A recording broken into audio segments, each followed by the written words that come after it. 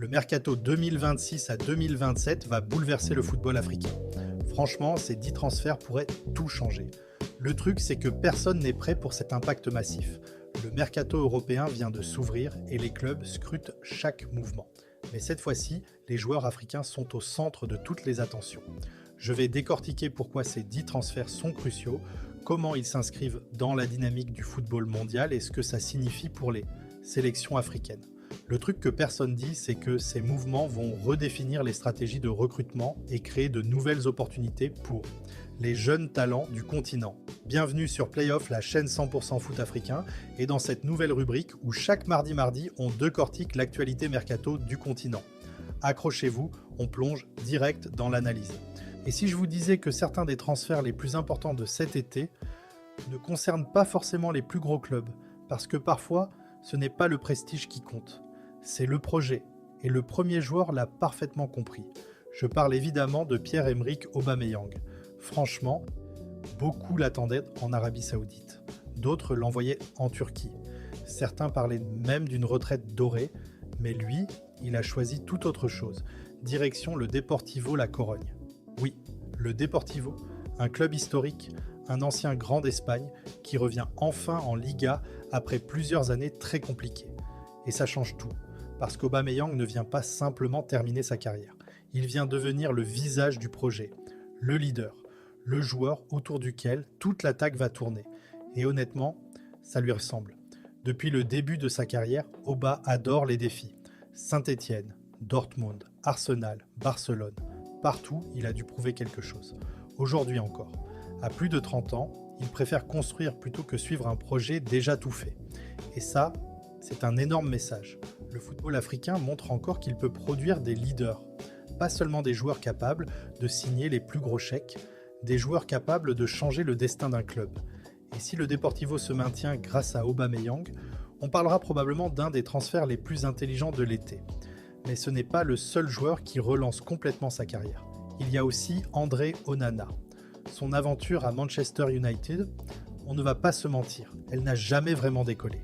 Les critiques, les erreurs, la pression, tout s'est enchaîné. Pourtant, quand il est parti en prêt à Trabzonspor, on a retrouvé un autre gardien, beaucoup plus serein, plus décisif, plus proche du niveau qu'on lui connaissait à l'Ajax. Résultat, le club turc souhaite continuer l'aventure. Et franchement, c'est peut-être exactement ce qu'il lui fallait. Parce qu'à son poste, la confiance représente presque tout. Un gardien qui doute perd énormément. Mais un gardien qui retrouve son environnement peut redevenir l'un des meilleurs d'Europe en quelques mois. Et pour le Cameroun, cette nouvelle est énorme. À quelques mois des prochaines échéances internationales, retrouver un André Onana en pleine confiance pourrait totalement changer le visage des Lions indomptables. Au final, ces deux transferts racontent exactement la même histoire. Parfois, revenir dans un projet plus humain, plus stable, plus adapté, vaut largement mieux qu'un énorme contrat. Et c'est souvent là que renaissent les plus belles carrières. Et puis, il y a un dossier qui fait énormément parler. Mohamed Salah, oui, le Salah. Après avoir tout gagné ou presque en Europe, l'international égyptien pourrait prendre une direction surprenante. Le Beşiktaş. Franchement, personne ne s'attendait vraiment à voir ce nom apparaître. Mais quand on y réfléchit, ça a du sens. La Turquie attire de plus en plus de grands joueurs africains en fin de cycle européen. Le championnat est compétitif. Les stades sont pleins, la pression est énorme et surtout, Salah pourrait redevenir le visage d'un projet sportif. Le genre de joueur autour duquel tout un club se construit. Pour l'Égypte, ce transfert ne serait pas une mauvaise nouvelle, bien au contraire. Il continuerait à évoluer dans un championnat exigeant avec un rôle de leader chaque semaine. Et à un an des prochaines grandes échéances africaines, avoir un Salah en confiance, physiquement préservé et toujours décisif, ça peut complètement changer le destin des pharaons. Parce qu'au final, les très grands joueurs ne sont pas seulement jugés sur leurs statistiques. Ils sont jugés sur leur capacité à inspirer tout un pays. Et Salah fait clairement partie de cette catégorie. Maintenant, on change complètement de dimension. Parce qu'ici, on parle de joueurs qui franchissent un véritable cap. Le genre de transfert qui peut faire passer une carrière dans une autre catégorie. Et le premier nom, c'est Christ Inao. Sa Coupe du Monde avec la Côte d'Ivoire a complètement changé son statut.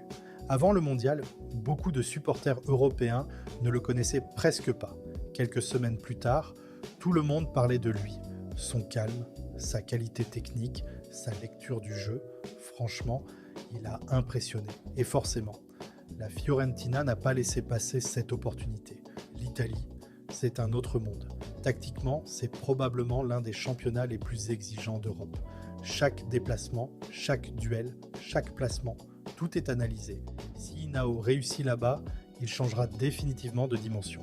Et ce genre de réussite ouvre souvent la porte à d'autres Africains, parce que les clubs observent énormément ce qui fonctionne. Un joueur qui réussit, et immédiatement les recruteurs regardent dans le même championnat, dans la même académie, dans le même pays. Voilà pourquoi ce transfert dépasse largement son simple cas personnel. Mais ce n'est pas terminé, parce qu'un autre dossier pourrait faire énormément parler. Aaron Wan-Bissaka. Après plusieurs saisons en Angleterre, la Lazio Rome suit de très près son profil, et honnêtement, ça aurait du sens. La Serie A adore les défenseurs capables de gagner leur duel.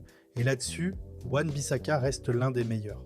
Son jeu défensif est toujours aussi impressionnant. Très difficile à éliminer, rapide, physique et surtout capable d'éteindre les meilleurs ailiers. Le vrai défi, ce sera l'aspect offensif. En Italie, les latéraux participent énormément au jeu. Ils créent, ils centrent, ils montent sans arrêt. Ce transfert pourrait donc lui permettre d'ajouter une nouvelle dimension à son football. Et si ça fonctionne, la sélection congolaise pourrait récupérer un joueur encore plus complet. Finalement, ces deux mouvements racontent la même chose. Le football africain ne cherche plus simplement à envoyer ses joueurs en Europe. Il cherche maintenant à les installer durablement dans les meilleurs championnats, à les transformer en titulaires, en leaders, en référence. Et quand un joueur africain s'impose en Série A, ce n'est jamais seulement une victoire individuelle, c'est toute une génération qui gagne en crédibilité. Voilà pourquoi ces signatures seront suivies de très près dès les premières journées de championnat. Si tu suis ce genre d'analyse détaillée, n'oublie pas de t'abonner pour ne rien manquer des prochains coups de cœur du mercato africain. Et là, on entre dans la partie la plus dangereuse du mercato. Pourquoi dangereuse ? Parce qu'on ne parle plus de joueurs installés. On parle de joueurs qui peuvent devenir les prochaines superstars du football africain. Et honnêtement, le premier dossier me donne des frissons. Yann Diomandé. Le RB Leipzig l'a récupéré très jeune. Mais depuis quelques mois, c'est l'explosion totale. Vitesse, percussion, confiance. Et surtout, cette capacité à faire des différences en 1 contre 1. Le plus fou, le PSG serait prêt à passer à l'action. Et là, imaginez 2 secondes. Un jeune Ivoirien, à peine lancé dans le très haut niveau, qui pourrait rejoindre Paris pour un montant évoqué autour des 110 millions d'euros. 110 millions. Rien que de le dire, c'est absurde, parce qu'on ne parle plus d'un talent prometteur. On parle d'un investissement de superstar. Et ça change complètement le regard sur les joueurs africains. Avant, on cherchait des opportunités. Aujourd'hui, on est prêt à mettre des sommes monstrueuses sur des jeunes formés ou révélés par le football africain. Et franchement, c'est peut-être le vrai héritage de la Coupe du Monde 2026. Les clubs n'attendent plus que les joueurs aient 25 ans. Ils veulent les prendre avant tout le monde, mais Diomandé n'est pas le seul à attirer les regards. Il y a aussi Jacques Ecomier, et ce dossier est passionnant, parce qu'il représente exactement le genre de transfert que beaucoup de gens sous-estiment. Sunderland, fraîchement revenu dans un projet très ambitieux, et un latéral gabonais de 22 ans qui pourrait débarquer en Premier League. Franchement, c'est énorme.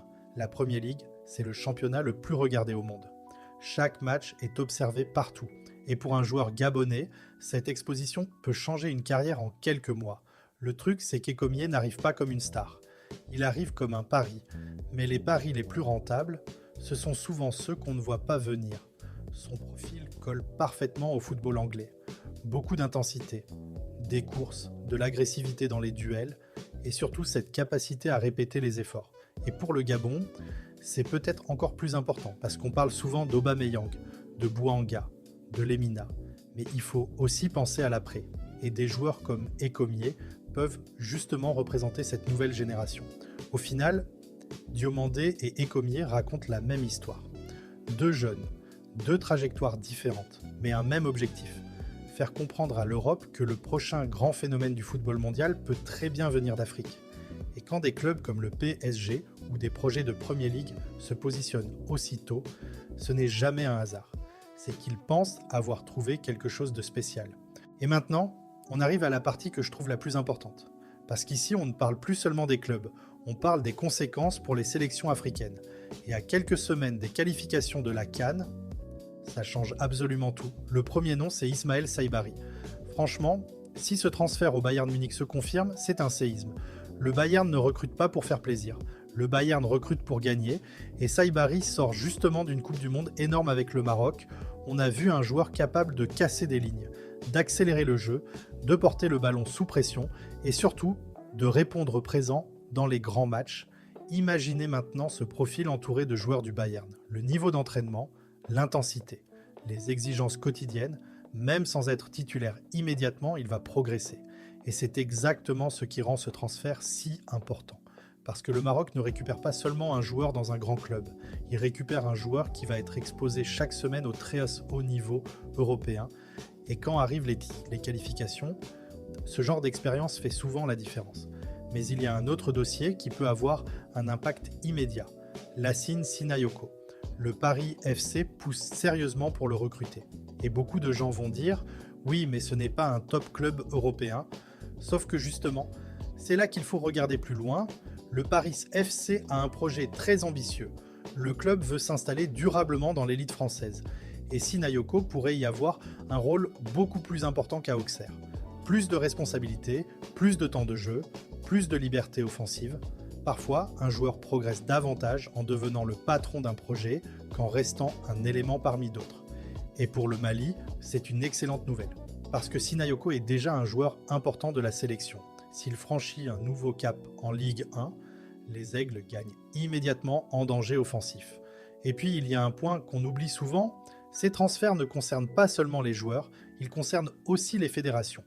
Quand un joueur signe au Bayern, quand un autre arrive en Premier League, quand un autre devient un élément clé d'un projet de Ligue 1, la valeur de toute la sélection augmente. Les adversaires s'en préparent différemment leurs matchs, les sponsors regardent davantage. Les jeunes dans les académies se projettent. Et c'est peut-être ça le plus beau. Parce qu'au final, le mercato n'est pas juste une succession de signatures. C'est un thermomètre. Il nous montre où en est réellement le football africain. Et honnêtement, quand on voit des joueurs africains courtisés par le Bayern, le PSG, la Fiorentina, la Lazio ou la Premier League, on se dit une chose, l'Afrique n'est plus simplement un réservoir de talent.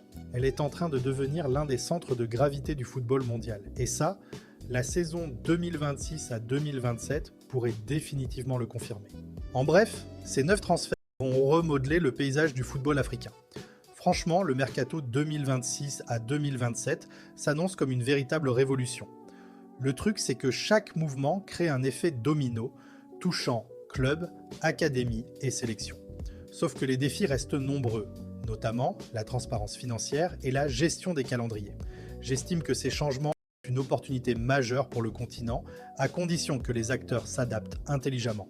Le futur du football africain dépend désormais de la façon dont ces transferts seront exploités, tant sur le plan sportif qu'économique. Prochaine vidéo samedi soir, et sinon on se retrouve chaque mardi pour parler mercato africain. Dis-moi en commentaire quel transfert aimerais-tu qu'on analyse la prochaine fois. Restez connectés et à très vite pour la suite de l'aventure Playoff.